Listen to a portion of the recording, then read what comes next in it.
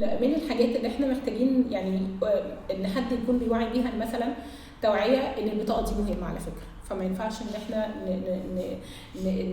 نستعبط من الاخر وننزل من غيرها، او لو ضاعت ما نعملش محضر في اسم الشرطه، او ان احنا مثلا ودي بتحصل ان احنا مثلا نمضي على وصل امانه او نضمن حد حتى لو اخواتنا، حتى معلش حتى لو اخويا او اختي. ما هو في الاخر انا محتاج حقيقي ان انا اكون بساعد الناس بس من غير ما اضر نفسي. يمكن كمان من ضمن الحاجات القانونيه ان تعمل ايه فعلا لو دخلت اسم عاوز تطلع فيه شو تشبيه، الحاجات اللي زي دي كلها. للاسف الشديد احنا بنبقى في الدار معتمدين على مجموعه من الاخصائيين والموظفين هم اللي بيقوموا لنا بكل الحاجات دي.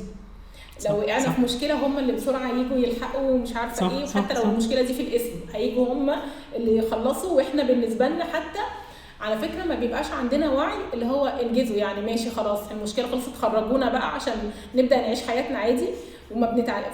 فبرضه هقول تاني احنا اللي هنحاسب على الفاتوره.